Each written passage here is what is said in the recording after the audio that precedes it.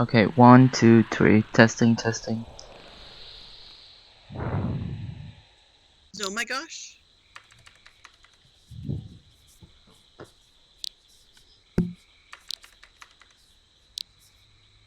Yep, I heard it. You. Alright, that's good. Okay, tell Al I said hi.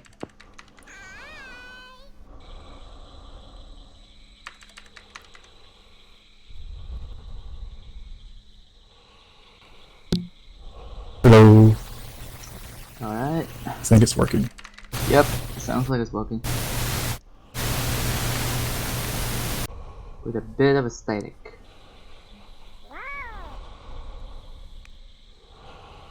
Yeah, I don't use my headset very often, so I forgot it has a mute on the headset. You don't have to announce it. I'm a Hi, very honest guys. person. Alright. How did the cat game go last night? I heard it went really well. Well, I just hate to be the sourpuss and leave. Was that an intentional pun? With the puss part? I'm afraid so. I'm afraid so. Yes, all puns intended. Yes. I just said I just hate to be a sourpuss and leave. Well, but, you know, real life and stuff. Well, I was getting sleepy last night, and I am afraid I'm not going to play tonight. There are no games tonight. Yeah, Well, tonight's seminar on setting up the tabletop games, and we're gonna give you a little bit about the history of tabletops. oh, okay. Oh, by the way, guys, do me a favor. What's up? Do keep an eye out for anyone who looks suspicious, like might work for the Unreaver or something like that, because I am a marked feline now. Did the police go after you? No, it's not the police this time. It's Well, it's the Unweaver, that's worse. Yeah, it's more sinister than it's just the police. Oh man, even, well, I don't know how to say it, but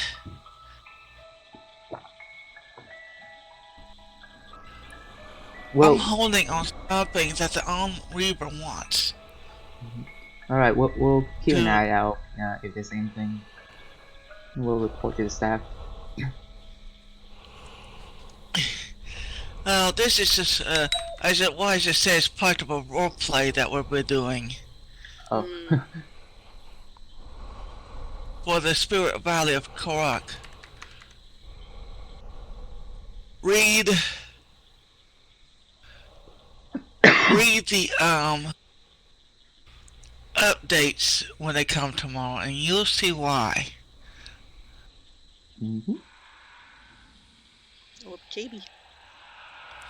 Yeah, I had the this is right. Hey, did I just see you earlier today? Aha! Sis.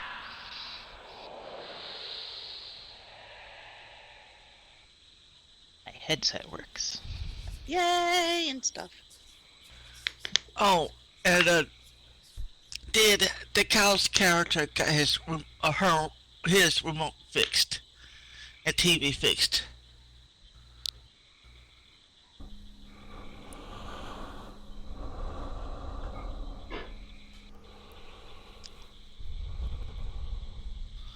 Besides, I think the cow has grown some since I saw her last. Yeah, the cow surely has grown.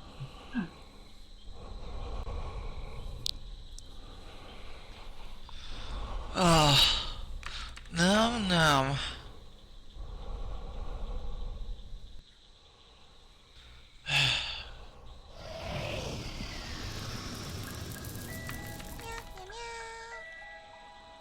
Alright, well, we're just finalizing the notes a little bit and we'll get started, guys.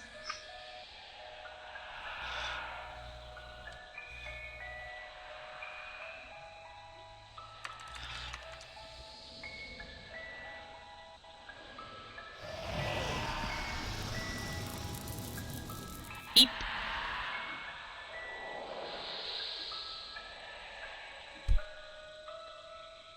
Ha, look at you.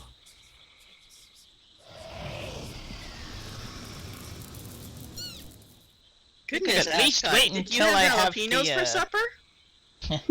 I must have, goodness. Oh Or my habaneros? Couldn't even much touch those two peppers, much less eat them. Yeah, habaneros. Bless you.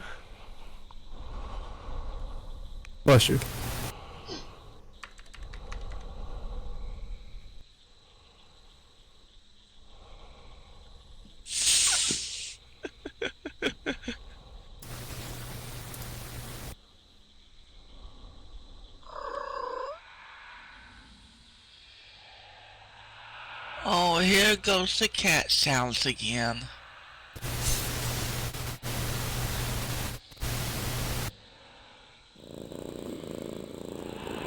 Could be worse, could be cat puns. Well, that can be rather perfect for cat puns. I am so feline fine about them. I don't mind, Corby. Yeah, go for it, Colby.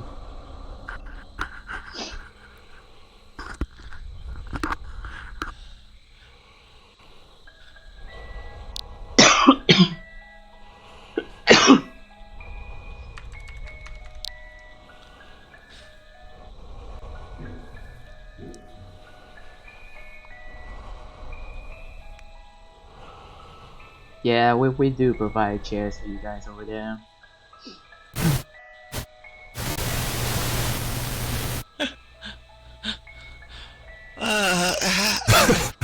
Has anybody ever told you about your dog breath?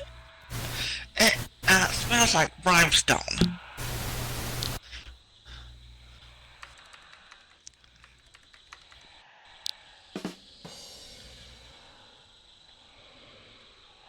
Oh, now that is a chair.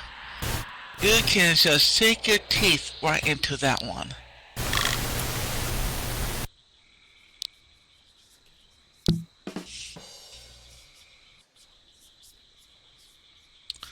No thank you.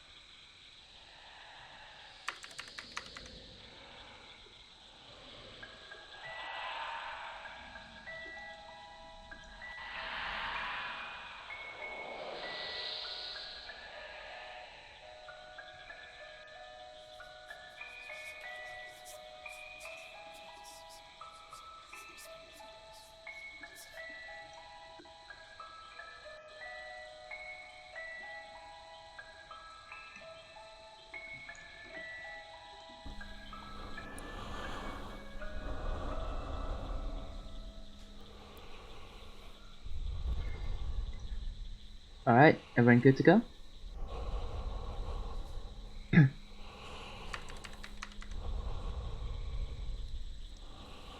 Alright. So first of all, hello everyone, and we would like to thank you for taking your time in your busy schedule to attend this seminar with us today.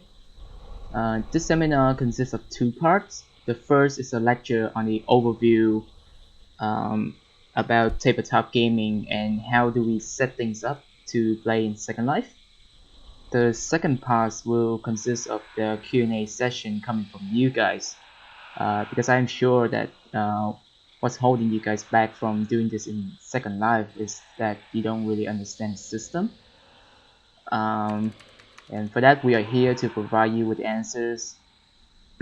And for that, we welcome you to today's seminar of tabletop games in Second Life.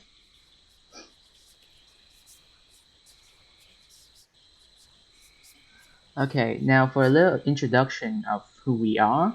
My name in Second Life is Chu Hikari Akamina, and I'm the owner of Miniature Calligraphy and Diorama Shop, and also the general manager for this year tabletop gaming at Fancy Fair.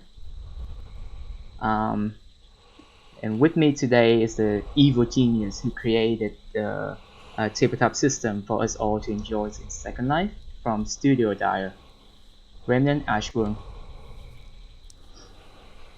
And That's me. as you can see, he's wearing a mad scientist outfit today. Okay. This is our third year and my second year having tabletop gaming as an official Fancy Fair event. And up until today, counting all the tabletop merchandise, we have raised approximately 130,000 lindens to benefit cancer patients at the fair. And so we would really love to hit the 200,000 milestones this year. If you find the information from this class to be beneficial and helpful for you, please consider showing your love by donating to the kiosks nearby.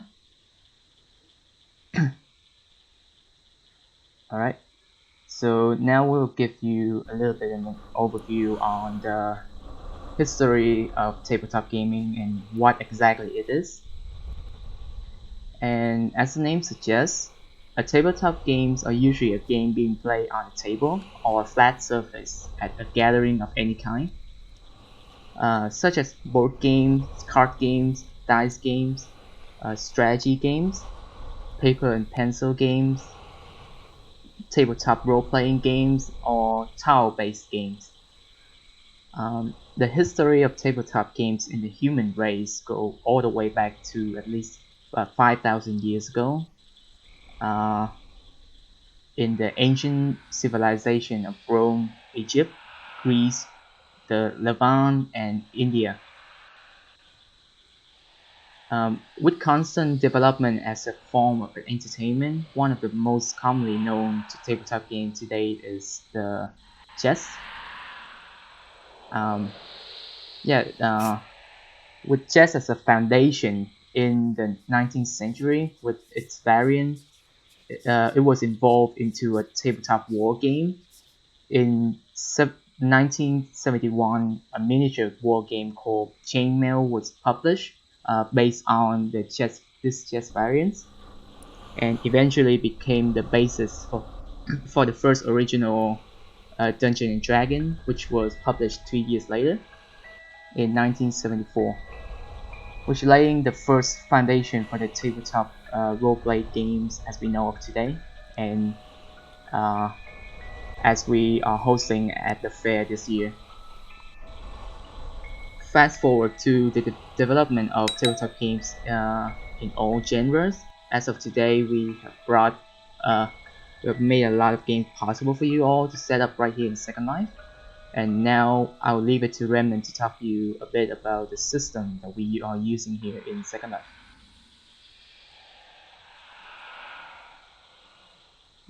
Remnant, hello? Hello.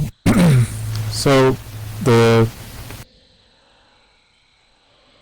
tabletop system, I've been bumbling around Second Life, creating many things since about 2004.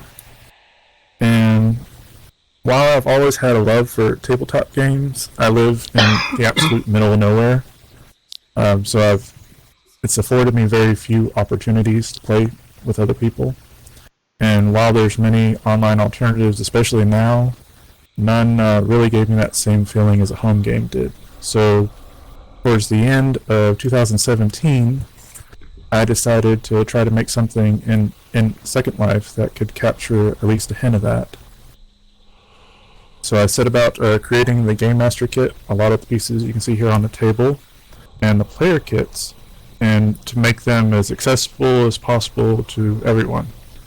So with both, you and your players have everything you need to run games at your homes or hangouts in Second Life for a grand total of 250 Linden, or roughly $1 US.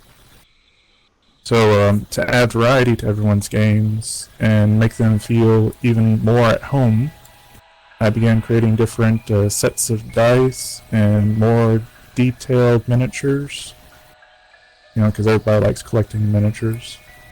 And towards the beginning of 2019, after the first round of games at the Fantasy Fair, I created a free script set that includes a script to make your own miniatures, a script to make your own functional scenery, and everything you need to make your own pieces that work with the system, like choose dioramas, to expand everyone's possibilities for the adventures that they can find and have in Second Life. Since then, I have personally seen many game rooms come to life in SL, and it is my hope that the hobby will continue to grow here. Okay, and as Remnant mentions about the dioramas, so what exactly are they? I know that you guys are still confused on what they are, so allow me to explain it. It And I derives. believe, Chu, you wanted to say something about your dioramas? Oh my god, sorry, I have my voice off, sorry. Okay. About my diorama, it's just, I'm sure you guys still don't understand what it is, so allow me to explain it to you. It derived from the general cartography, of which is the map drawing. Diorama are what's said to be bringing those maps to life by making them as 3D scale miniature models to tell the story of either a historical event or your own campaign.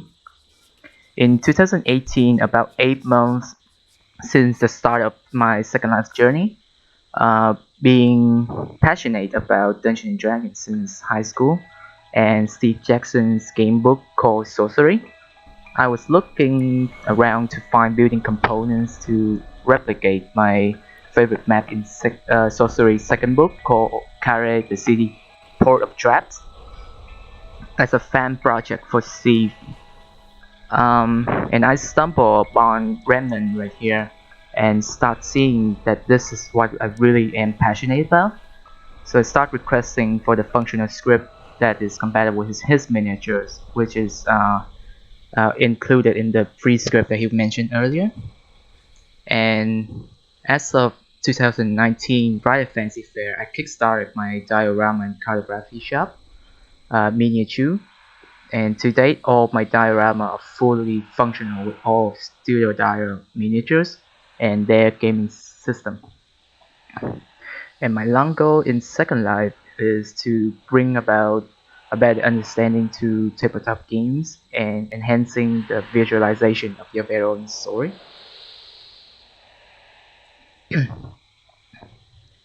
And well, that's the broad introduction aside. Now, how do we exactly set up for a game? So, Brendan, you want to take it up?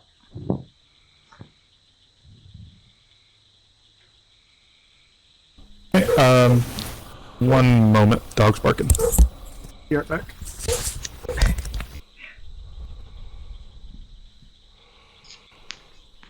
Alright, let's wait for him a little bit.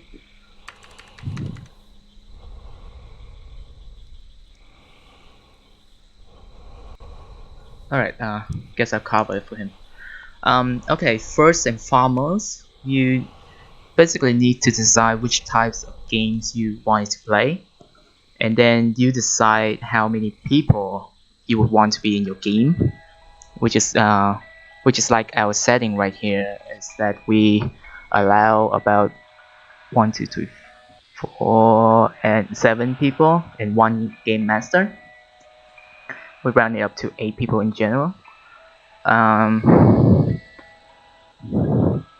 then you would need to decide whether you would like to play it using a diorama or an available map out there. So an example of a diorama is the one that is right behind me. If you can cam on the one with the giant vendor right behind me. That is my latest work on the diorama front. You decide whether you want to use that or if you want to use a general map that are available out there on like Google for personal users by multiple cartographers for D&D or Pathfinders, etc.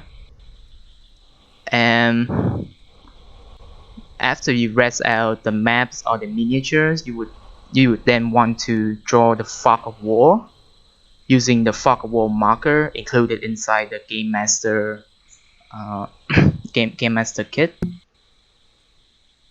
So to use this reservoir, it's just basically you click on the marker, which is the purple thing just outside of the table over there.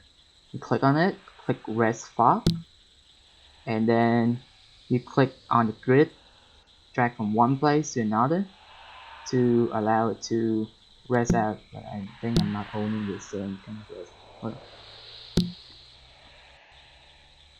Fog of war markers.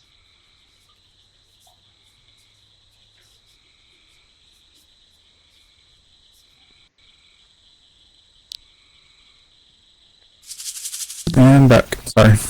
That's alright. Redman, can you res out the fog of war for me? Because I cannot seem to do it.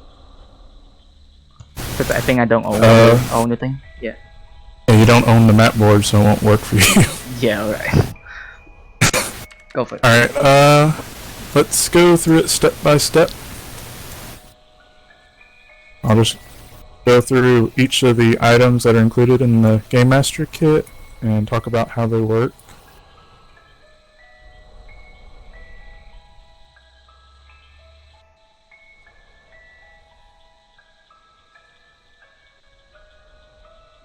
So the first thing that most people will probably pull out will be the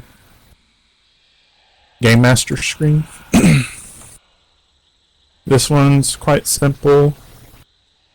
It has 4 different textural faces on the back here, And when the owner clicks them, it'll give them a little dialog menu. A little pop-up.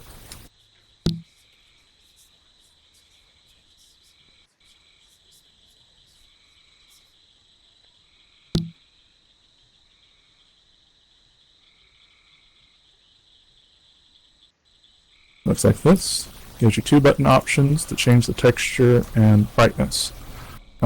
Any textures you put inside the Gamemaster screen will show up in the menu so that you can easily change it out depending upon what game you're using.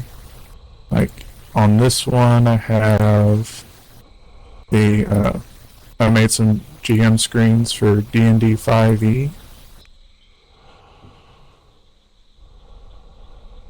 And if you're in a sim or a location where it's hard to see them just because of the way the lighting is, then when you click on it and you click the bright, it'll turn that panel full bright to make it easier to read.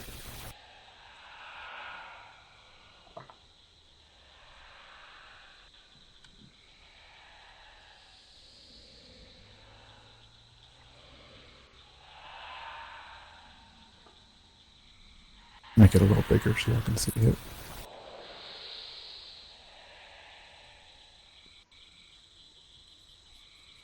So this way you have all the information you need, and a lot of our group of game masters, at least, we like to put fun jokes and things because of course the players are going to peek behind the Game Master screen.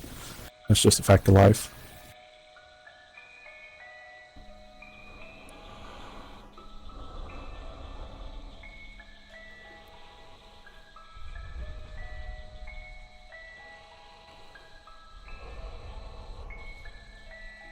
Yes, exactly. Stuff like that.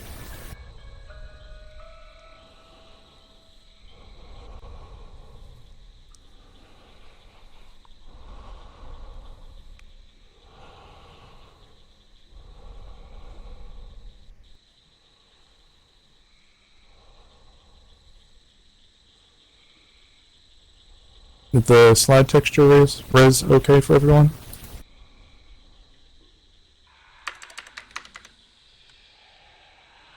Let's see.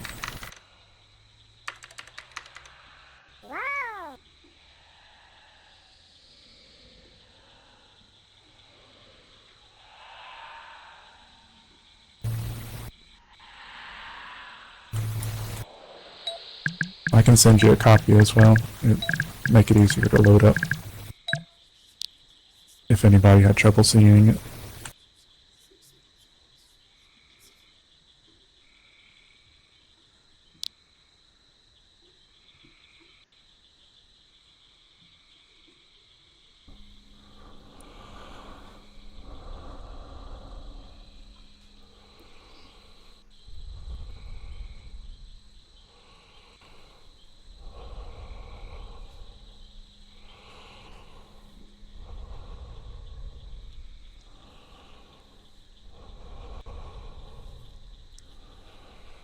Okay, the next part, and possibly the most important, depending upon what sort of game you're working with, is the map board. Now, the map board is similar to the Game Master screen, that it allows you to do the texture changes by dropping the textures into it, but I changed up the menu just a bit to help keep it from interrupting gameplay.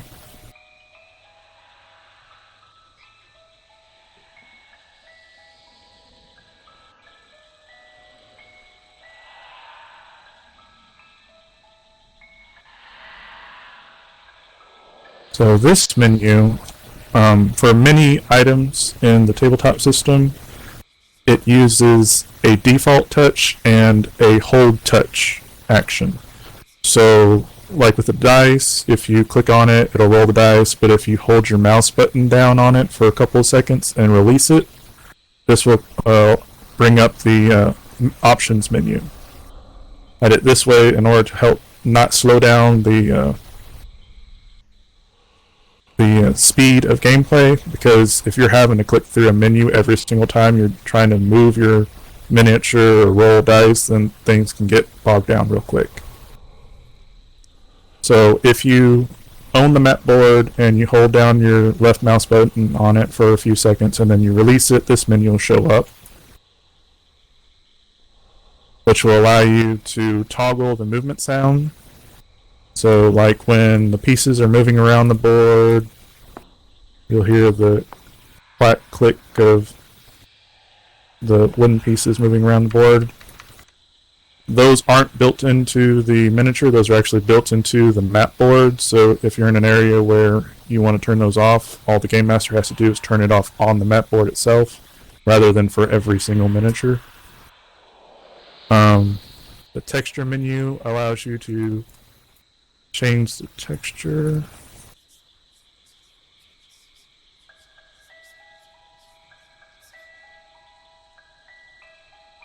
Let me put a couple in here.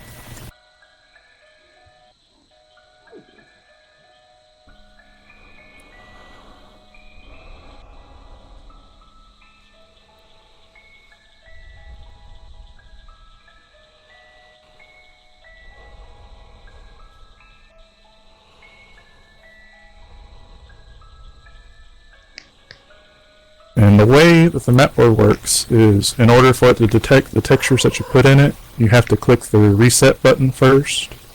That way the script isn't constantly resetting anytime you put a texture inside its contents.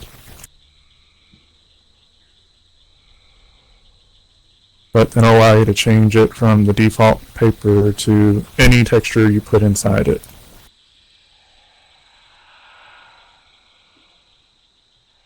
Like here's a demo map I put together that I like to use a lot in the displays.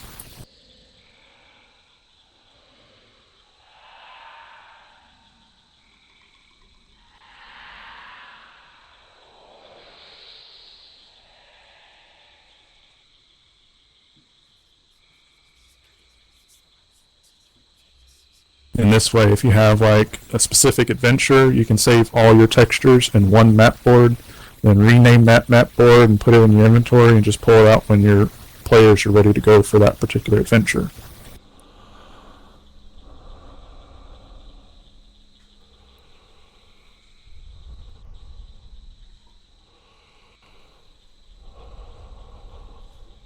Now, depending upon your particular system that you're using, by default, the map board is set to a 20 by 20 square grid, but it also allows for changing. If you click on the grid button, you get another submenu that allows you to toggle the type of the grid between square and hex, as well as set the transparency, color, and even the grid size.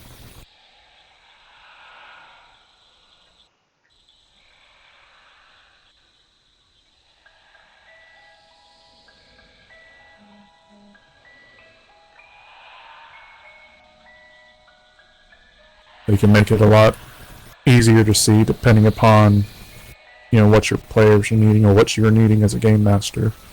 And you can use it with different maps, so you don't have to have it as a completely square map. It accepts, when you do your size, you can do it by its length by width. So you can do, 16 by 16, 4 by 10, 50 by 80, whatever you need to do in terms of what the map you're going to use already has set up, and then you just edit the map board itself to fit what your map is going to be like.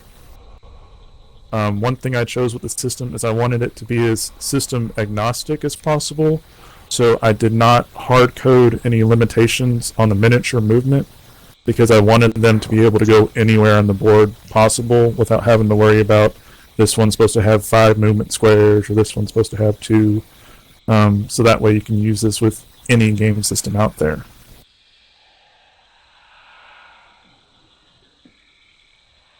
Like here's an example of just doing it 50 by 50 squares.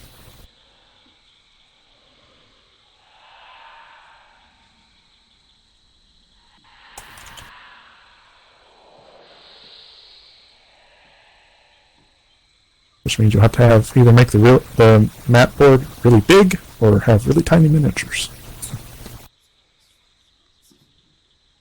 And here's the same map on grid texture. Now the hex grid is about twice the size of your standard square grid.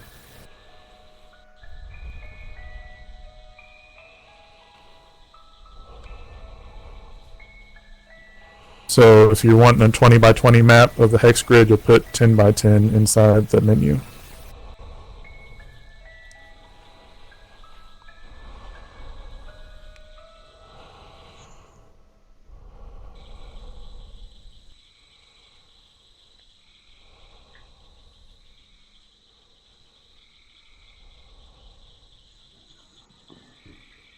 Here, I'll try refreshing the texture on that.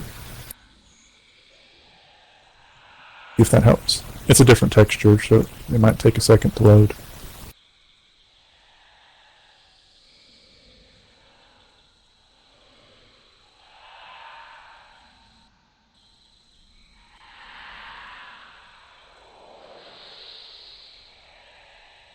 Okay, cool.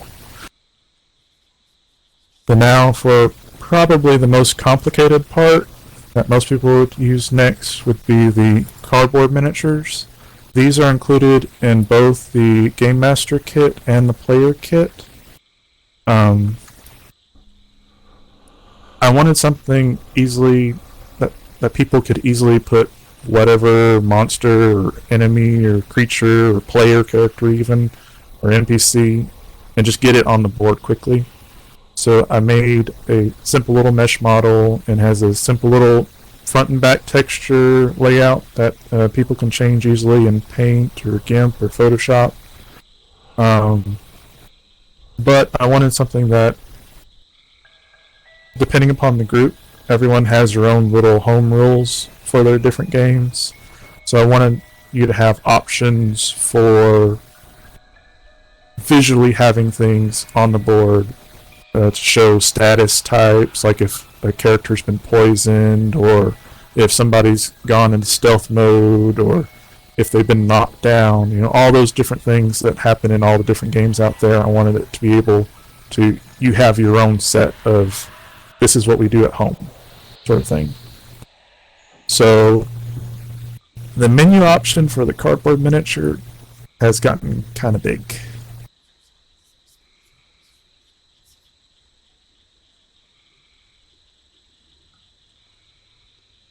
Yeah. Well, the normal miniatures got FX too. Just now you can add names to them and change them to. Anyway,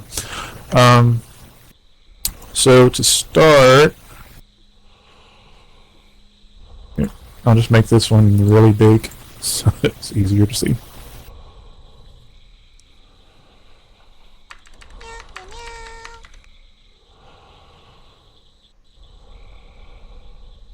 No.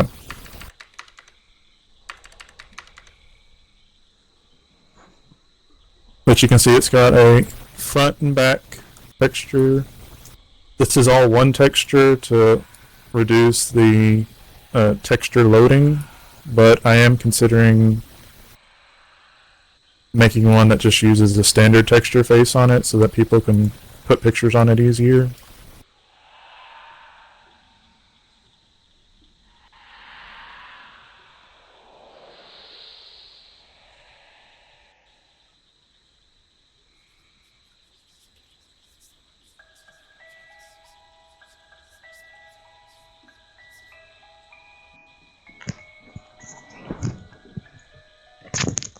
But you can see, like, with this picture,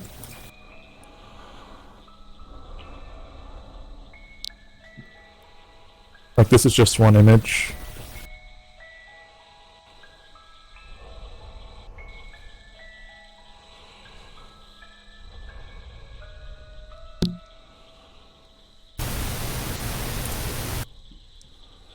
Let me just slap one of mine onto to make it an example view.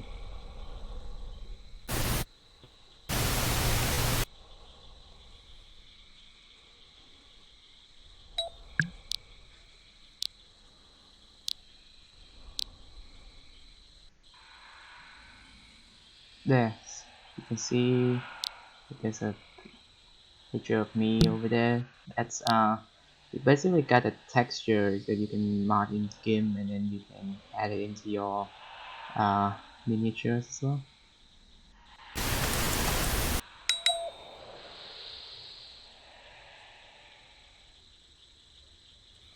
Here, this is the layout texture that comes with both the player kit and the Gamemaster kit. You can see how easy it is to put the images you need on there for your pieces.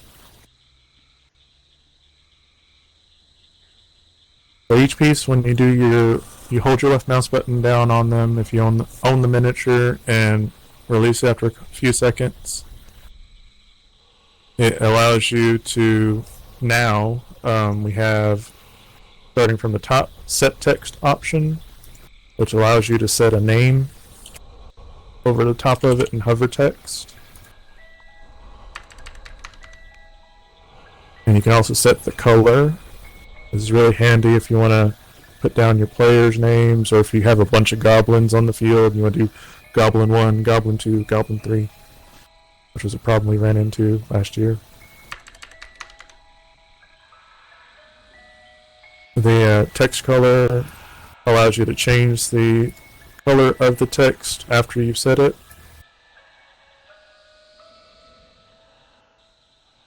The band button will allow you to change at the very base of the miniature. There's a colored band. This is useful if you want to set, like, these people belong to this faction, these people belong to that faction. It's good for wargaming as well as just knowing who's who on the battlefield. So, like, if you have your player group set to one color and then they charm an enemy character, then you can change that band color to reflect that they're now friendly. So in real life, we have those clear plastic stands that allow you to set the miniature up high when they're flying a certain distance. Rather than doing that in Second Life, I decided to just add a hover option. So when you move a miniature around the board, I'll use one of the smaller one. Well, I'll just use the bigger one, like that. You can see it tries to stay right on the board. But if we set a hover option, which you can set this in either meters or as a multiple of how tall it is, then it'll automatically stay that height above the board when you move it around. That option is for flying characters, or if your character's scaling walls or up on the ceiling, because some people like to be spiders.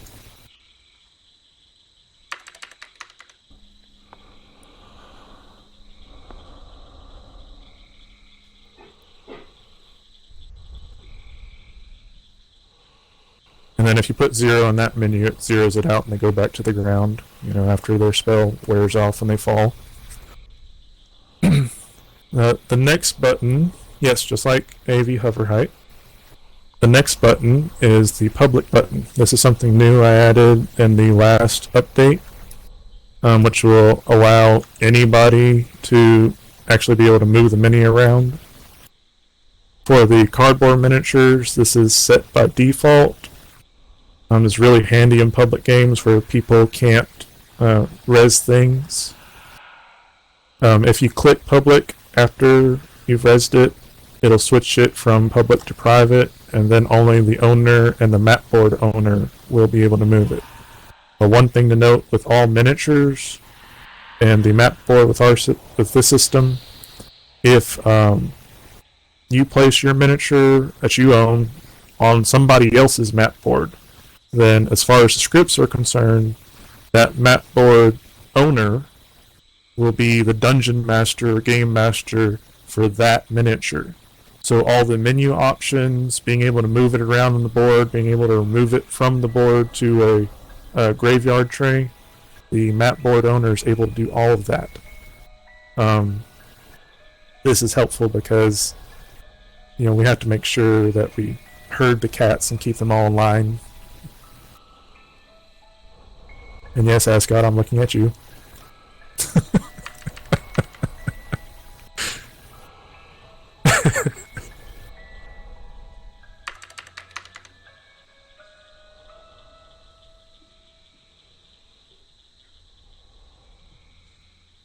So the next option, the next button, remove, will allow you or the mapboard owner to move the item to the graveyard tray,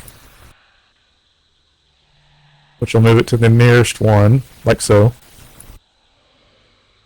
which is why I was looking at Ascot.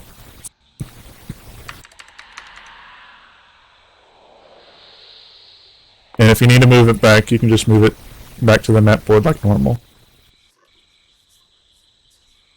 Let's see, next option is glow. This will make the everything but the stand on a miniature glow. So if it's powered up or there's a spell affecting it or whatever your party or game wants to use it for, it will just make the piece glow. The status button is a bit special. Every miniature comes with, inside of it, there's a bunch of just simple status textures that I made.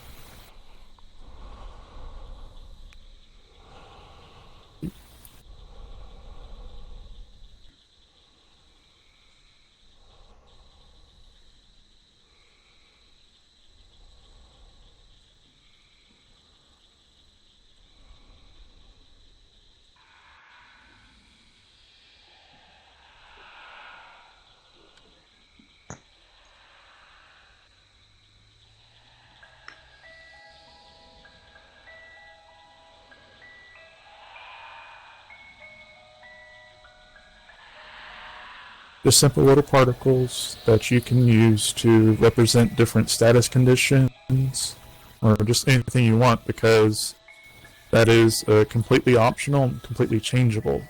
So you can take these out, edit them, put new ones in, do whatever you want, and whatever you name will show up in the status menu. And then when you click it, I don't know if you'll be able to see it with how ginormous this miniature is. Oh, there it goes. It'll start just putting the particle over it.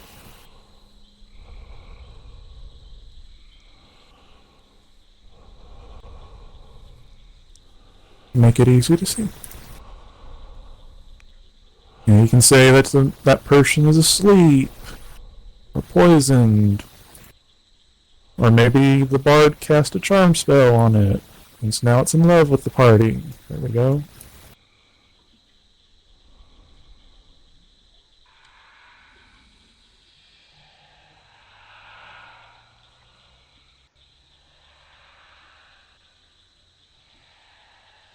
And once you've selected a particular status, if you go back into the menu and select the same one, it'll turn it off so you don't have it going over the miniature anymore.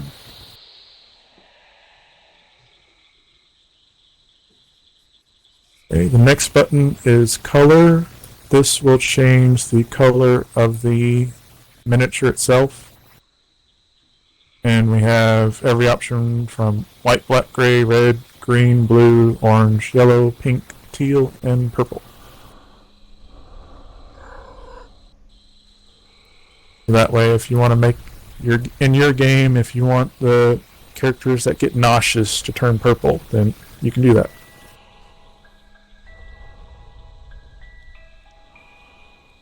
The next button option is for stealth. This just toggles the miniature's visibility. It makes it more transparent, so you can easily see when somebody's invisible, or whatever you want to use it for in your game.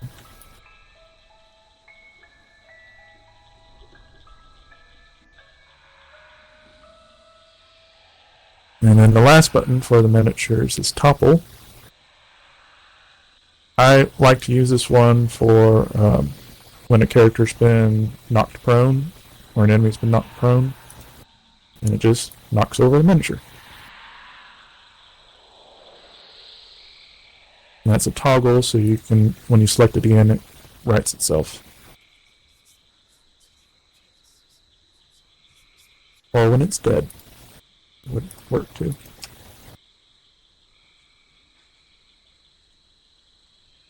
Yes, stealth is toggle as well.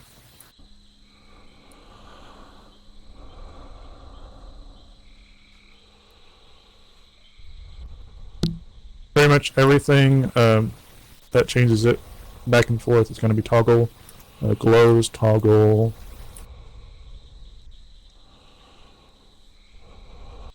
And yeah, glow, stealth, topple. Those are all the toggles.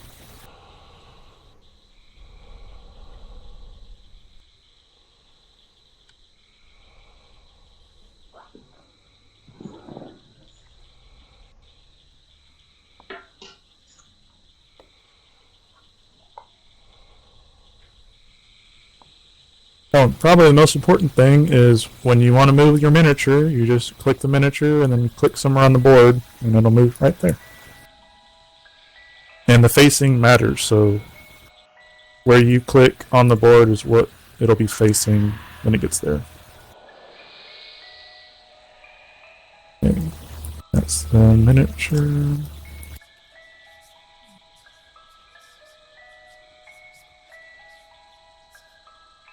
Oh, fun part. Now, for some people, for some maps, depending upon what game you're playing, if your party's doing like a dungeon dive or what have you, there's going to be problems with visibility. Like there's going to be some parts of the map that they're not going to see. So I created these fog of war markers that you can use to mark dead spaces on the map.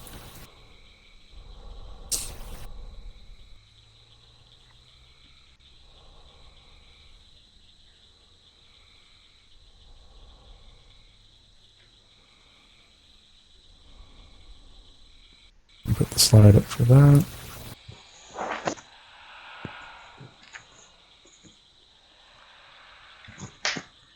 Okay, can everyone see that one?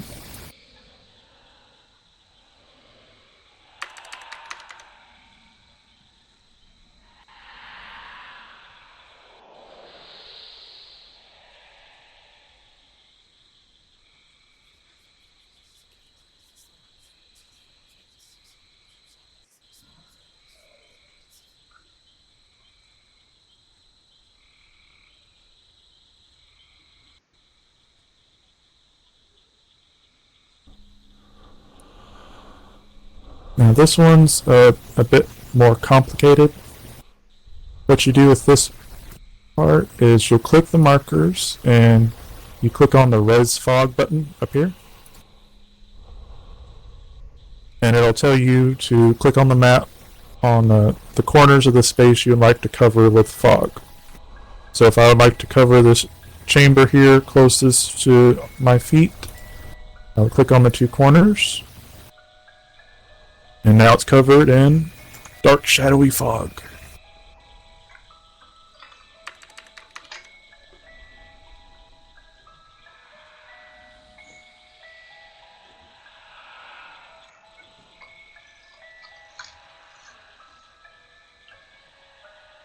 And you can do this for different parts of the map, depending upon, what you want to keep hidden from your players.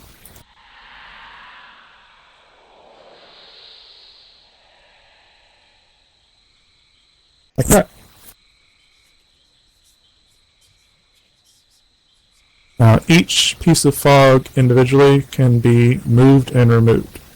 So, say they are entering this northern chamber up here. So Mr. Example Name is coming over here to this northern chamber, and we want to be able to show them what they're doing.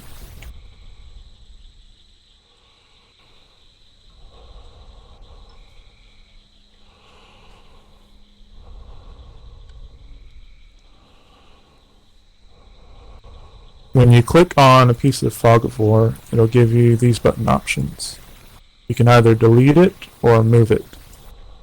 I set the movement as a menu option rather than just clicking on it to move it, because I didn't want it to accidentally move a piece of fog before it was time. But once you click on movement, then wherever you click on the map board, the fog will move there. So you can move it away to temporarily allow the players to see what's behind it, and move it back when you need to. Or you can click delete and just delete it altogether.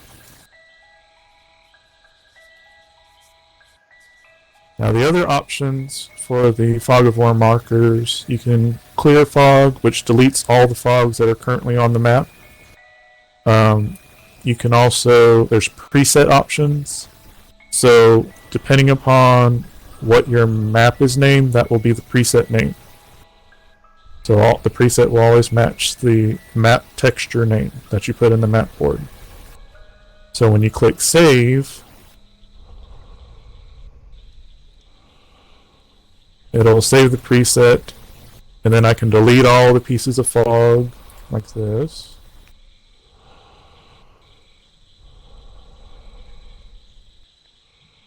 And then when I go back into the menu and click presets and click that particular map texture name,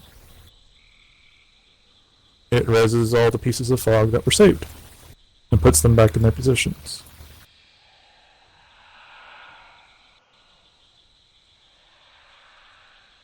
That hopefully makes it easier for, having multiple maps that your players are exploring, without having to individually put out all those pieces all over again.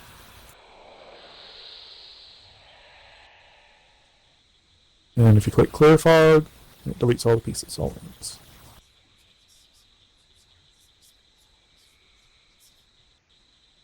Let's see.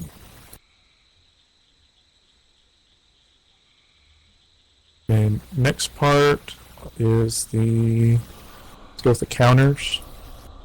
This is just a really simple piece of equipment. I wanted there to be something that people could use for keeping track of their fate points or luck points or hit points or whatever points that they need to keep track of. And everybody knows those little squished marbles that I used to play with as a kid when I was playing Magic the Gathering and Pokemon and all those other trading card games. Because I am old. That's what I base these designs around, and each pack of counters has 10 in a set. And when you click on it, you get a menu option that lets you pick between 0 and 10. So it's very easy to just change it however you need to. And there's also an optional glow toggle, just because. And these are fully tintable, so you can change them to be whatever color you like. And these come with the player kit too.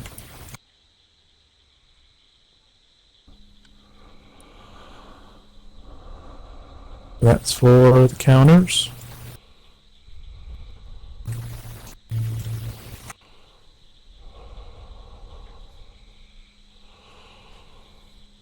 Oh, you're supposed to. They're supposed to be made of glass, so that's intentional.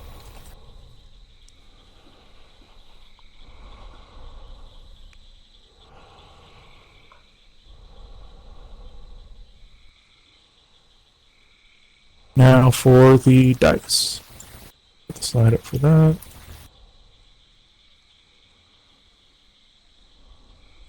Now dice are very important for most tabletop games, so I wanted to include as much of a variety as I could.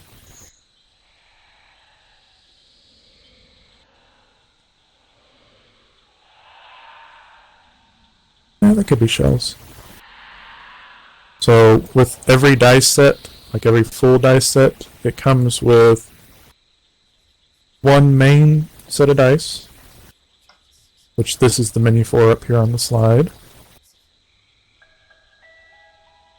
And it also comes with an optional single d20, d6, percentile, so 2 pairs of d10s, or 2 d10s, and 1 set of custom dice. The main set of dice, when you click on it, will give you an option to pick how many dice you would like to roll, and then what dice you would like to roll, which many of you are familiar with from playing games here at the Faire. When you do so, it'll give you what you roll over it in hover text. Now, if you hold your left mouse button down on them for a few seconds and then release it, it'll bring up this menu that's on the slide behind me, which gives you other options to customize the dice more to your group's needs. So, of course, you have the roll button, which gives you the same menu options as if you just clicked on it. Has the sound button, which allows you to toggle the dice rolling on and off. I'm sure once you've listened to it a few hundred times, it might get a little annoying. You can always turn it off if you need to. There's a privacy button, which allows you to turn the dice from either owner only or everyone. So if you want to have your game room set up where you can put dice out and then anyone can come in and roll the dice, just make sure it's set to everyone on the privacy setting. The full dice set has buttons for rolling percentile dice and a D100, which is useful for some games. There's a history button that outputs up to the last 20 rolls that were done on the dice, in case you need to check for that natural 20 or natural 1. And there's 2 other buttons, the phone and the group button, which are connected to the phone that comes with the player kit and the Gamemaster kit.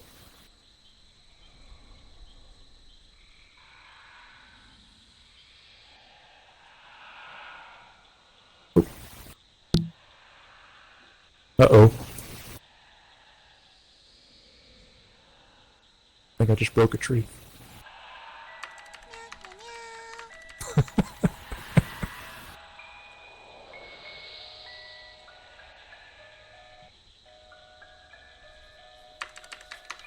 I'll fix it later. It's okay. Shh. Nothing happened.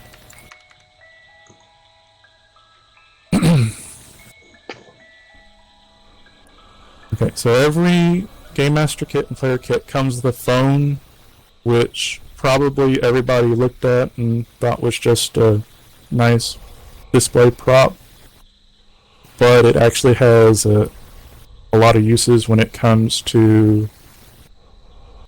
It's okay. Oh wow, I really broke that tree. It was a whole area. Okay.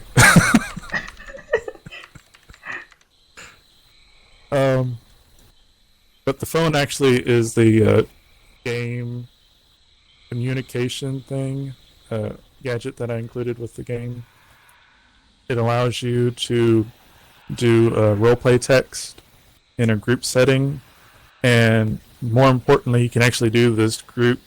You can limit the group chat to the people that own phones at the table. So in some Second Life settings, you might be in like a residential neighborhood where you have neighbors 10 meters away or 20 meters away, and you don't want to encroach upon your neighbor's hospitality by having there be big blocks of text chat about barbarians breaking through taverns daily or something. So each person will res a phone at the table. Since these come with player kits, then your players can do that as well. And you can use a private channel to talk on, and it'll limit the chat to those phone owners, so you don't even need a group slot to use it. So with the dice, the phone and group buttons will allow you to output the history to that phone channel in that phone group instead of in local chat or as hover text.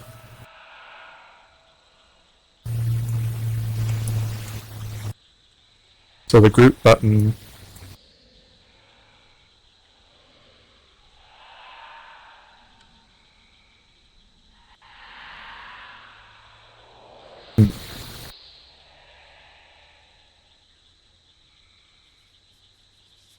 there's your group button with the phone, which for some reason is not showing up on the slide that I made. But the group button lets you set, basically it's like a password, so all the phones in that group will talk to each other.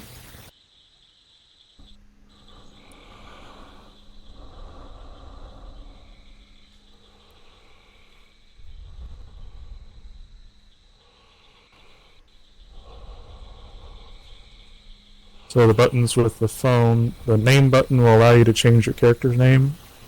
So if you're the game master, you can change your name to be whatever you want it to be.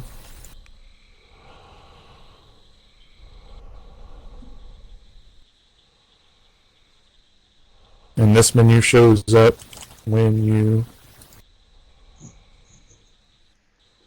hold your left mouse button down on it for a few seconds and then release.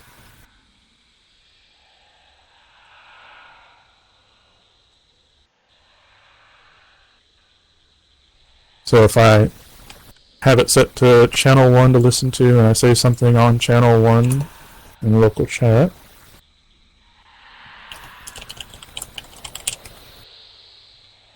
then the phone will talk like this in local chat. Or it'll talk like that on the phone chat. And I can change the name to whatever's needed at the moment, or your players can have it set to their player name.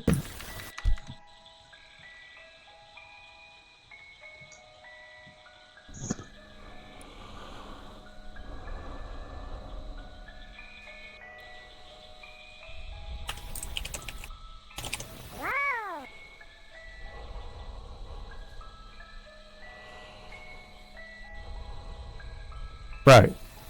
It makes it, it's kind of like a roleplay HUD or roleplay tiler, but in form of a phone that you can raise on your table.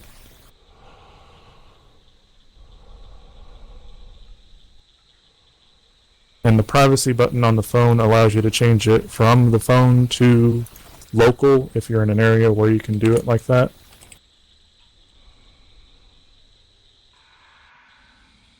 Or you can change it to hover text even.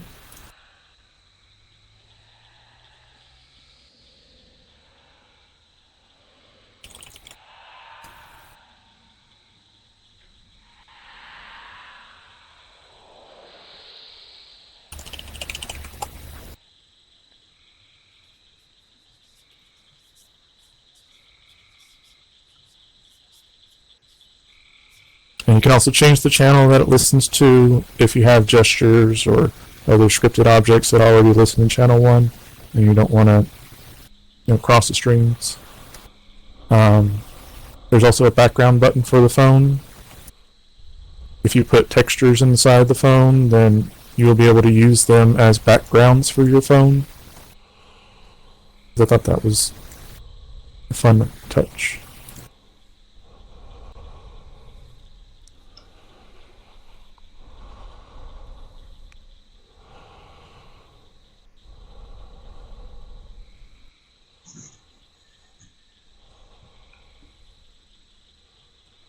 And eventually I'd like to expand upon that. I might add some more like quote-unquote apps to the phone, depending on what's needed or what's requested down the line.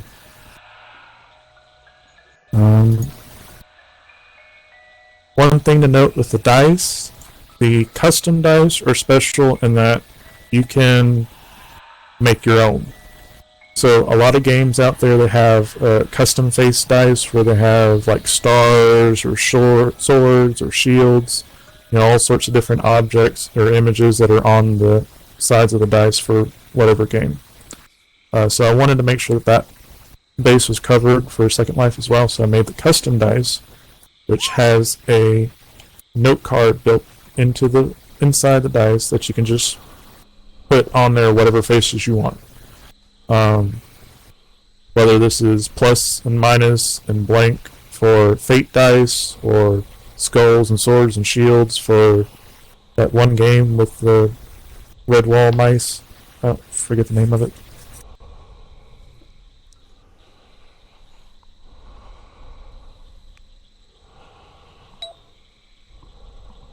Mouse guard. That's it.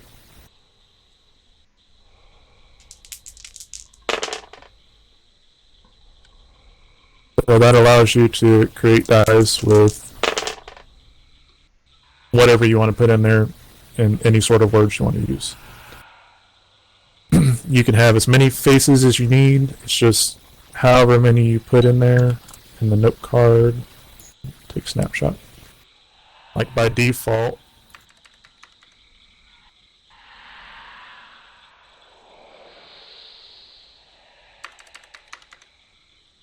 the note card just says that, and it's like a 6-sided dice with skull, sword, sword, shield, shield, shield, and that's what it rolls between. So even if you make up your own game and you just want to have a random 17-sided dice that has who knows what on each side, you can do that. That's completely possible. Even if it wouldn't be really possible in the realms of physics. So.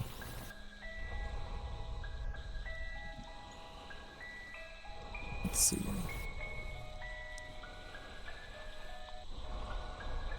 And the last thing that comes with the Gamemaster kit, well, there's two things. A affiliate vendor comes with the Gamemaster kit for free. That is for strictly the tabletop player kits. So whenever you have somebody that comes to your house and they need dice or miniatures or counters or whatever, and you can res that out, and they can very easily, from wherever you're at, grab a kit for themselves, completely free. The other thing is this little convention badge that I put together that links you to the Tabletop Hall, which is a location in Second Life that we'll talk about later. And that is about it for the Gamemaster kit.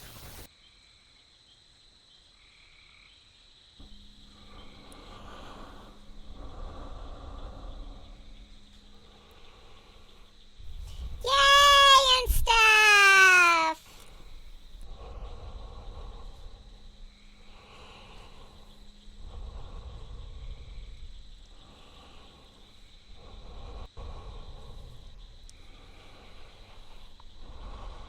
So, when you want to set up for a game you want to play, after you decide what kind of game you'd like to play and who will be playing with it, then you'll pick out your map boards. There's many different places online where you can download free map textures, or you can make your own. Also, we're starting to see stores like Chew in World that are creating dioramas for pre-built maps if you want a full 3D one for your adventures. Then it's just a matter of getting all the pieces together with your players and their dice and their games and the story that you're going to create together.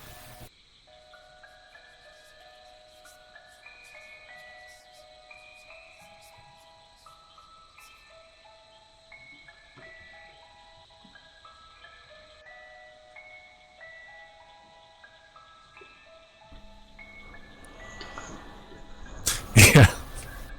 We tested the Fog of War does work with the Chew's dioramas. So actually, probably one of the next updates I'm going to do will be a 3D Fog of War that has a height, so that'll actually cover up the entire section of the diorama.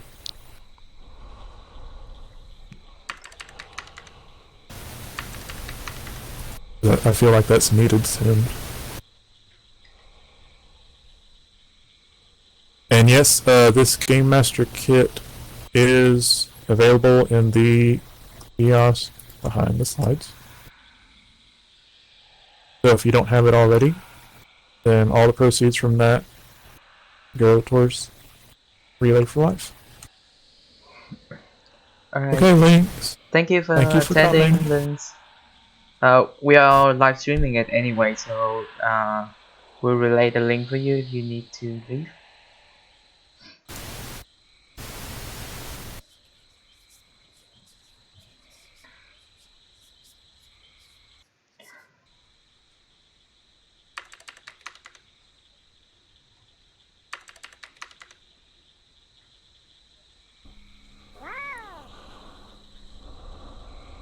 I believe The Chu, you were 5. going to talk next about the... Yeah, okay, I'll do that. 5 to 9 is because the rest of the session is going to be on Q&A, so you guys can ask any questions you want. We're only gonna give lectures for a little bit more, and then I'll give the stage back to you guys.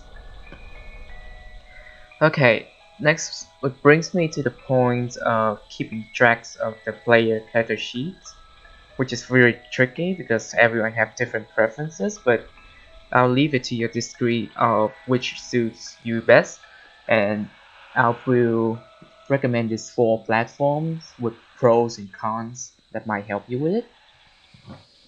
Okay, first is that within Second Life we have note cards, which is really convenient.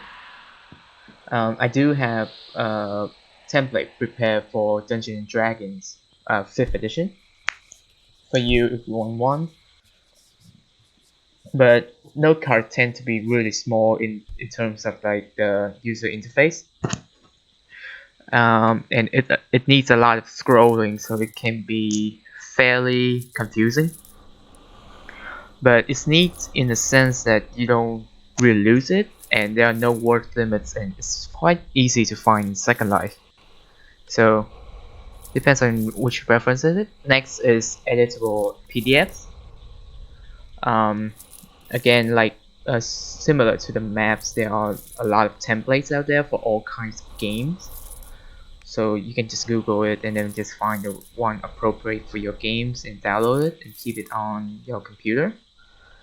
But the only con I see to this one is that if you type any longer than the general word limit that the spaces allow, words will be lost, and in general I would recommend that you have to trust your player a lot to allow them to not be cheating, or in some sort of way that you can see the character sheets as well. And third is physical papers, which is an extension to the PDFs, but like you can print them out and manual write it, but the con is still similar to the PDFs anyway.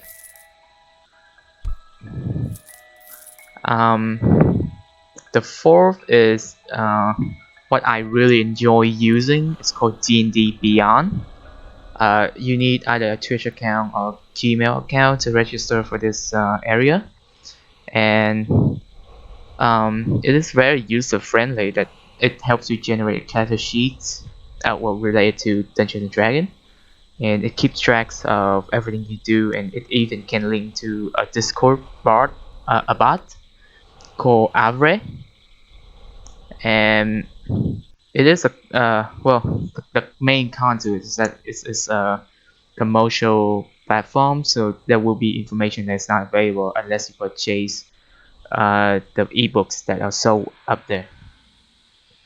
Lastly is probably the most common that people are using right now is Roll20, and this is similar to D&D Beyond. However, you need to do to generate your character manually and input your character sheet manually.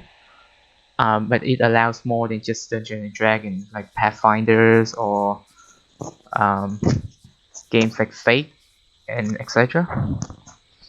But it can take a while. With Roll20 to me is a little bit of a learning curve, but once you get used to it, it's really helpful. And yeah, I made up the last point on how to avoid being distracted by the side chatter, which is helpful in terms of having a public game like this one where everyone can join in the chat and all of that. So I find voice really helps this first, and then after that the next thing is to either use the phones that are provided by inside the Gamemaster kit right here, or like just use anything that makes your text looks like it stand out, so it go green instead of like just plain white. Or you can just type /me, which is a general roleplay concern. And finally, where do you need to go to find players and GMs, game masters in Second Life, and what sims are available to you to play at? Um, in general, we have two groups that are available for all types of information related to tabletop games in Second Life. I'll post it in the main chat for you. If you haven't joined already, I recommend joining them. It's a studio dire tabletop community and virtual game tabletop gaming society. However, regarding the virtual tabletop gaming society, we recommend that if you have a Discord, we recommend you joining our Discord because it's much more chatty over there, and then I make a lot of announcements in there instead.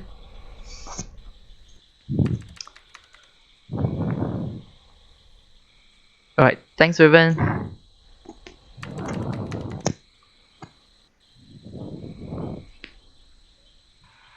And and lastly is where you can go to play and like rest out your map board games if you don't have enough prims in your own home, etc. etc. Remnant right here last year provided us with the tabletop game hall, and in general it would be really neat for you guys to be able to access it through this link right here, which leads to the lens. I'll send the landmark to you guys just because.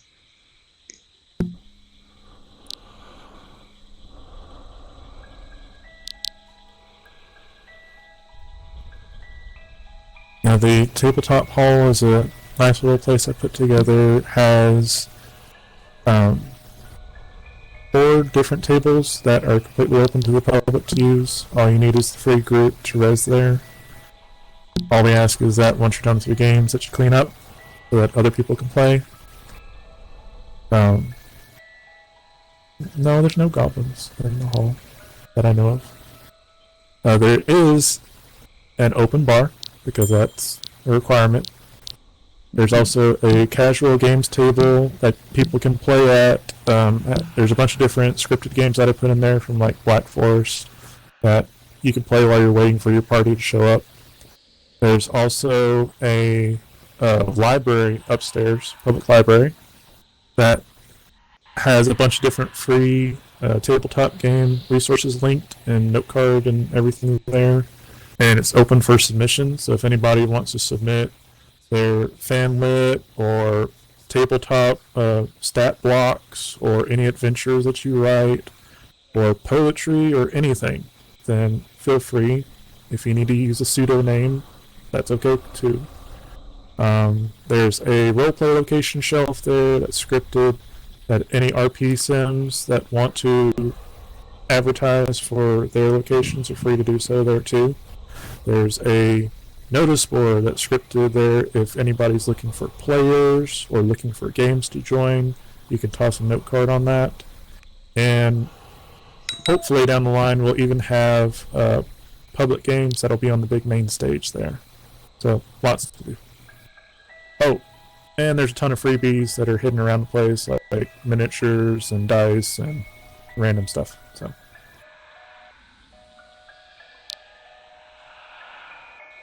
And yep, with that, it concludes our lectures about tabletop games in Second Life. And we will now move on to the second part of the seminar, which is Q&A time. And then you guys can go back on voice now if you prefer that. And we'll be right here to answer all your questions. And do go pee.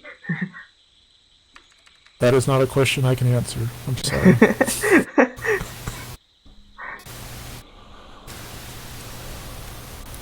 That's I it. don't believe that was a question. That was a statement.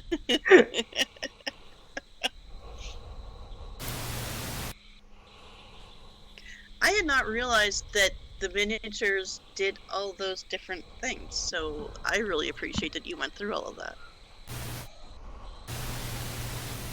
Thank you.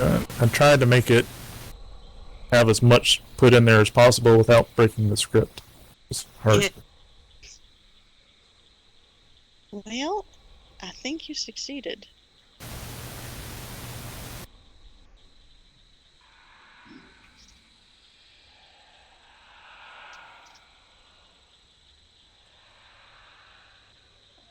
Not yet. That is something that I'd like to examine next, but there's, the problems with copyrights and trademarks and things like that when it comes to the sheets. And because of sheets consists of a constant trademarks things, if we infringe it, we might be fined quite a bit. So we are investigating on it at the moment, and we'll see if we can try to find the most general parts for you guys to fill in. I think it might be okay if it's just as a free resource. So it might be something that I add to the hall later down the line. I'd like to see a scripted sheet where if you click on it, it'll roll the dice for you, that sort of thing. Yeah, that will work. Well, the HP is simple. I think the rest of the problem is like you have to keep track of all the block texture and all of that.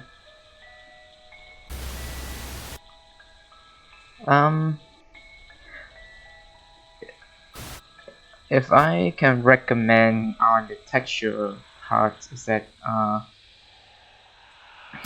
you should take, if you're taking pictures in Second Life, take it at around 5,000 to 26,000. In that sense, it's gonna be allow you to capture high quality pictures. After that, you even Photoshop it down or gimp it down to the one that's on the miniature. It will make more sense and much clearer.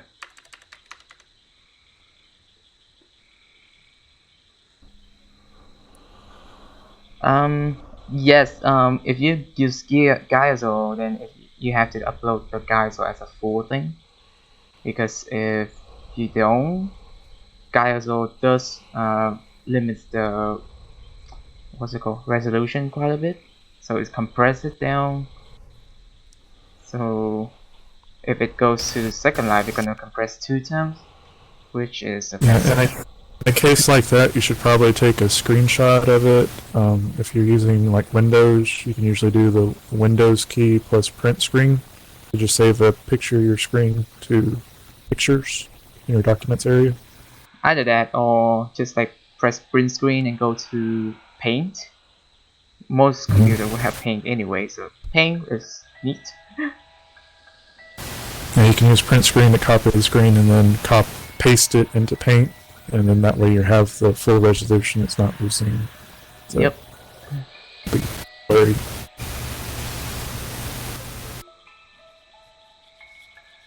And welcome back, Giselle.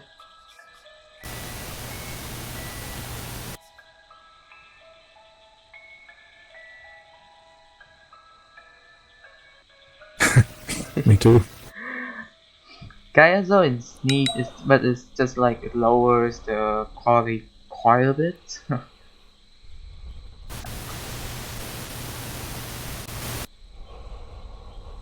Stop eating my robot arms, Ascot, and I'm not even wearing robot arm.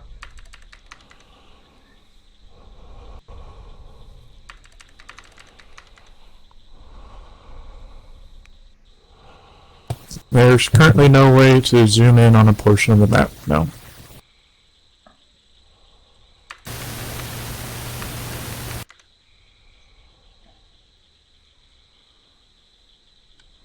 In general, I would recommend against zoom if you want to zoom in like that, because like it can make the map a little bit messy.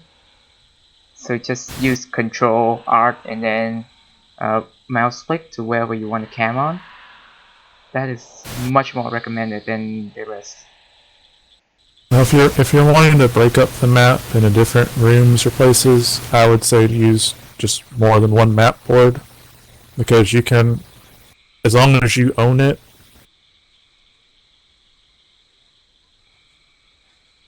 Yeah, just the rest of it, like right next to each other to connect the map stuff. then you can easily move the miniatures from map to map. Yep. There's nothing that stops you from doing that. Yep. Because in the Like, end, it's the same script anyway, so. Last night, Niza did something that I thought was really clever. He had the Fate, they have a battle mat for doing their battles with, and he used a second map board to position the minis on the battle mat instead of a map, and moving them around on the battle mat for the combat. It was really cool. So feel free to use the map boards for anything that's not maps too. I mean, as long as it's something that you need the miniatures to move around on, it'll work. Is that Tiny Dungeon? I think it was Tiny Tiny Dungeon, Dungeon, yeah.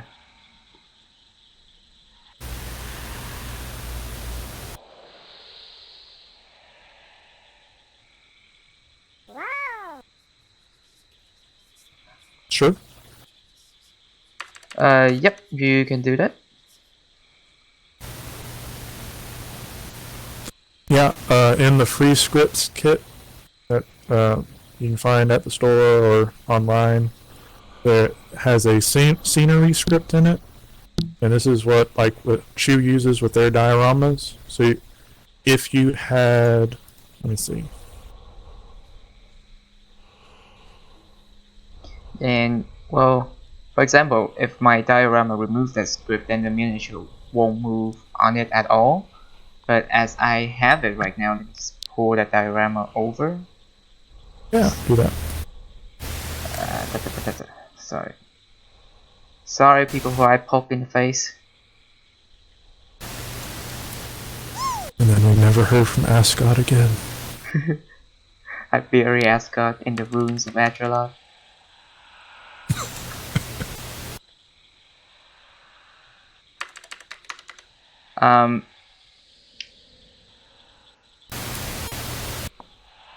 Yeah, just like that.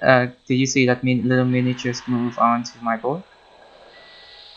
That is because I put in the script that is inside the free script. Wait, where's the miniature? I think my diorama ate your miniature. It's pointing up because the map is above it. Oh, there it is. Let me just make it bigger so it's easier for everyone to see. And I'll just go full bright with it for now. Yeah. That one right in the middle of my diorama over there. In general, it will work with all of his miniatures as well, because it is in the same thing. And as I was mentioned earlier, that it also worked with the Fog of War.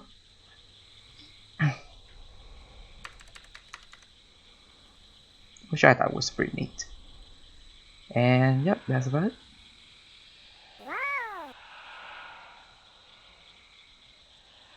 Yes, you can do that because it only recognizes the face. And it is on the rock right now.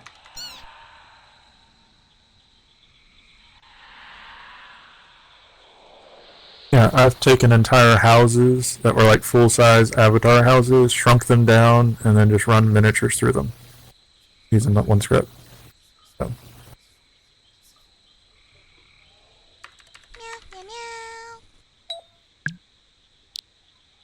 And just let Bears get a little tricky though.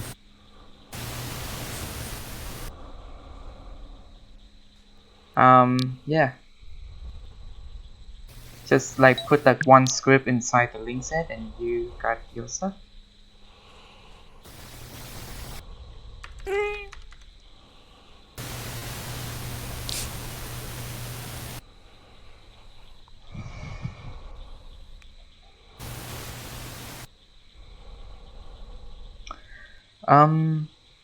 Something to use for a play area. I forgot if you said to do that. In general, For the map board. yeah, I don't think it's that script heavy, so it's not that hard. And if you're talking about the free script and it's just like one script, just drag and drop.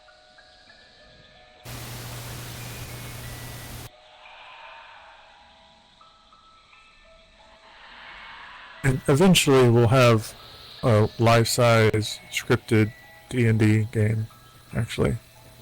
That's something on my very, very, very ever-growing long to-do list.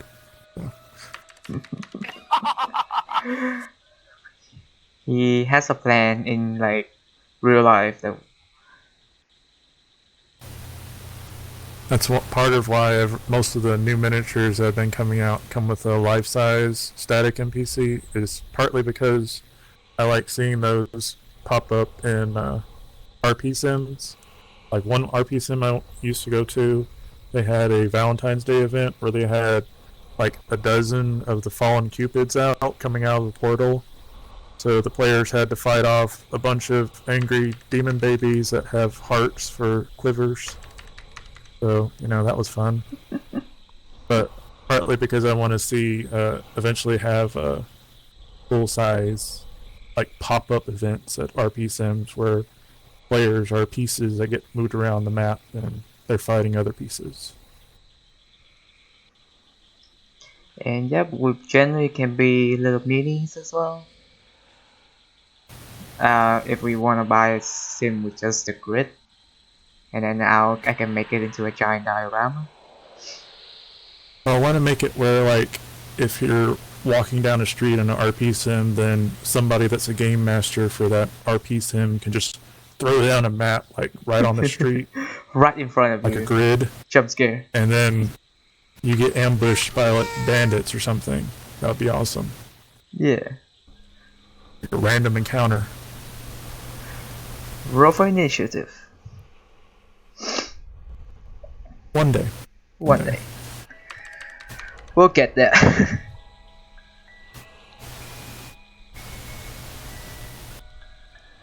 The worst part about doing it is just how much more stuff I need to make.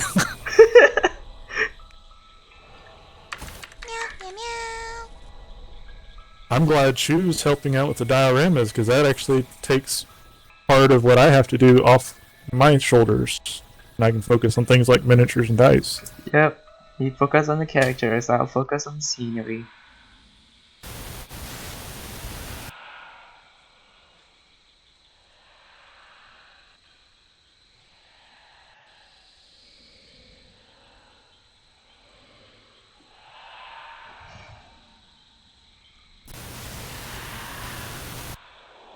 Yeah, that totally will work, Ascot.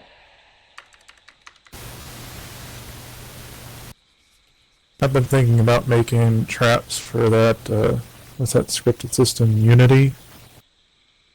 But that's just completely something else altogether.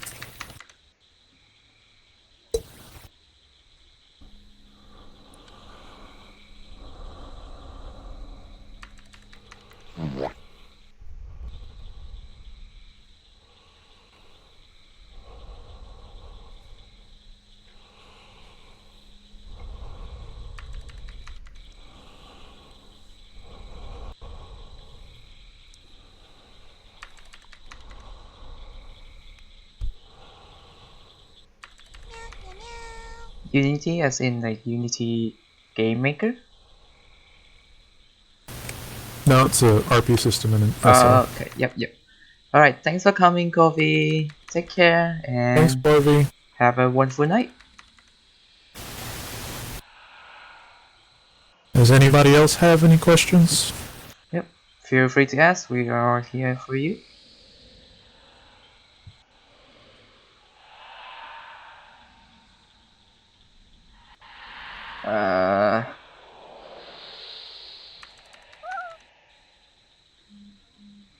Possibly for the life-size ones.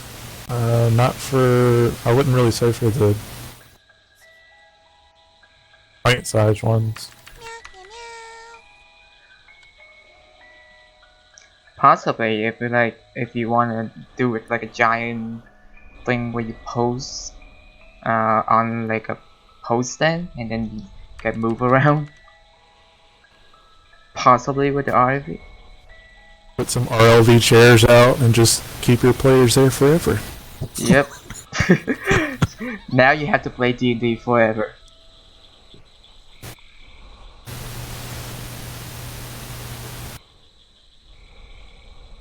Yep, The D&D only is way you life though. become free is to win the game. You either win or you never lose. But you never win. Ascot, I thought we agreed you're always the final boss.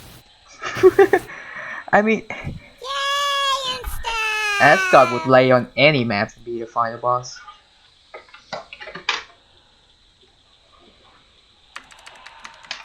That one on Goblin Quest, all the goblins were targeting Ascot.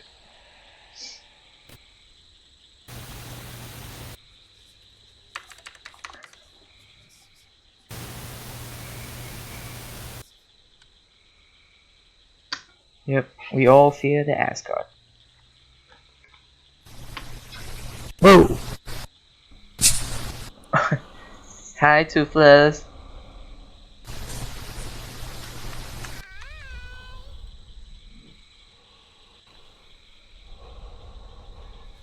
That is really cool avatar. It is this.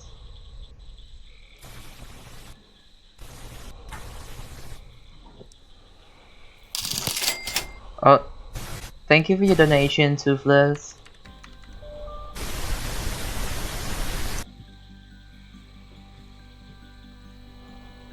Okay, if there's no other questions...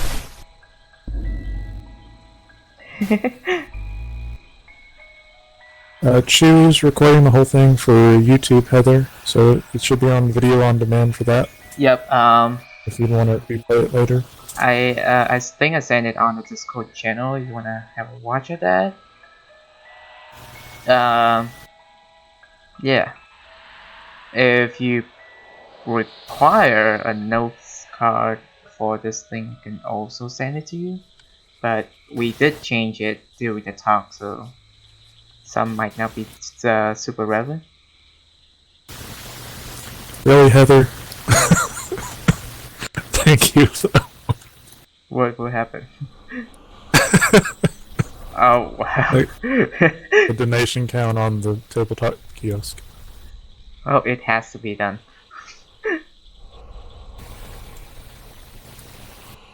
If anybody would like, if anyone thought that the class was beneficial, please donate to the kiosk for the charity. We have Choose Wonderful Diorama back here in the RFL kiosk for the Ruins of Aberloch. There's also the Gamemaster kit for anybody that doesn't have it yet. And in the tabletop kiosk, the old radio looking thing behind detail, every donation to that particular kiosk gets you in for the future milestone rewards that we'll have later on, as well as every single donation you get a random D20 that I put in there, 6 different ones that are special that don't exist anywhere else yet. And if you donate it into that particular rerolls one, the players who play for the next game finishing get more rerolls. So you are saving their lives. Or potentially ruining it if the Game Master decides to use it against them. That's true. Like I That will. is true. A lot. Just saying. Yep, I definitely need them. Oh, And if we get more rerolls in that particular the tabletop kiosk, I might start considering doing things for my particular games, like allowing players to summon random NPCs, or allowing the audience to summon monsters for the players to fight. That could be fun. and also dangerous, but fun.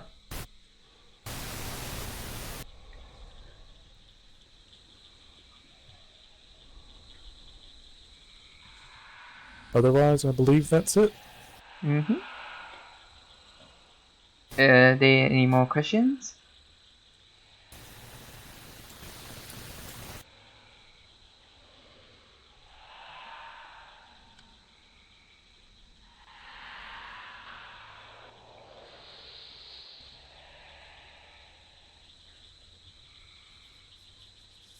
Let me just send you guys the script for today's talks, but do keep in mind that we did change it a little bit throughout the talk, so it might be sounds a little different. Thank you all for coming. Yep, thank you all for coming, and if you have any more questions during the week, what's it called? On the schedule, I do have a drop-in session. I totally forgot what day that was. Yeah, or if anybody needs to ask me anything, feel free to instant message me anytime. I don't mind. And on like April 30th, I do have like that drop-in session from 5 a.m. to all the way to noon SOT. So feel free to come in. I'll be around here, so feel free to come in and have a chat with me if you need. Or just I am Remnant as well.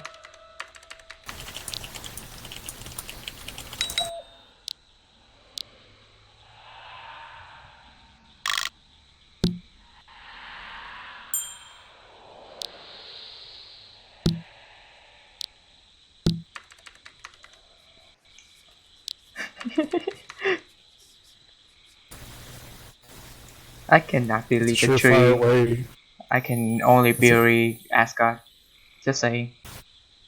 The surefire way to anger the final boss: delete the graveyard tray.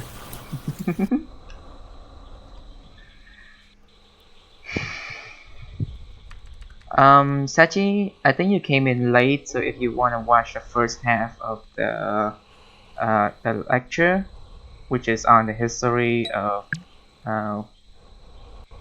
tabletop gaming, it will be uploaded to that YouTube.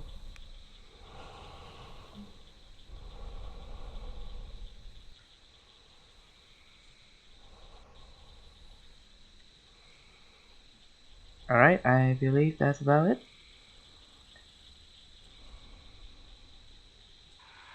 So it's probably most helpful if you guys try and set up it at your place right now, or I mean not right now, I mean when you get back home, or go to our tabletop games hall and try to practice setup over there. And then if you guys want to host a game, feel free to let anyone in the group know, and there'll be someone who will jump in and try it with you guys.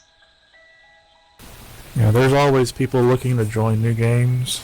There's always a severe lack of dungeon masters, but that's just life. Yep, that is always the case. Next year, hopefully we'll get more dungeon master, and I have high hope for you guys. If you guys can do that, that would be awesome. I know Jace Williams back there is gonna try to host he'll be preparing for a Pathfinder session, but yeah. See, coming up tomorrow we have, is it the D&D 5e character creation with you, Chu? Yep, in about how many hours is it? 13 hours will be a class on D&D 5e character creations. Be a super casual class. And then in the evening, which is about 5 p.m. tomorrow, will be a class on understanding the D&D 5e vocabulary, which is at the same time they will be streaming a video from the live playing from Critical Role. So watching professional play, and then you can like understand the vocab from there. And Wednesday we have, who's the D&D 5e follow-up? Oh, is that for the character creation class? The follow-up game. Yep, the follow-up game, and then right in the afternoon of that, around 4 p.m., will be a D&D 5e game called Escape from the Muck, which is Run hosted by by me. Remy, right there. Or you escape, or you die. Or both. We'll find out. One thing that It'll be might fun. be different this year is that after the character creation class, I will be relating your character to the DM, and if they want to use them, they can use them and then change the level a little bit to fit into the game. So it lets your character continue throughout the game session, this game schedule that we have for this fantasy fair.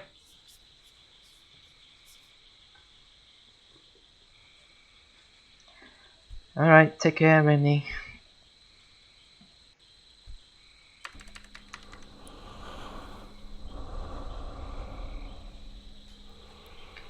And if there's no more questions, I will now cut the stream and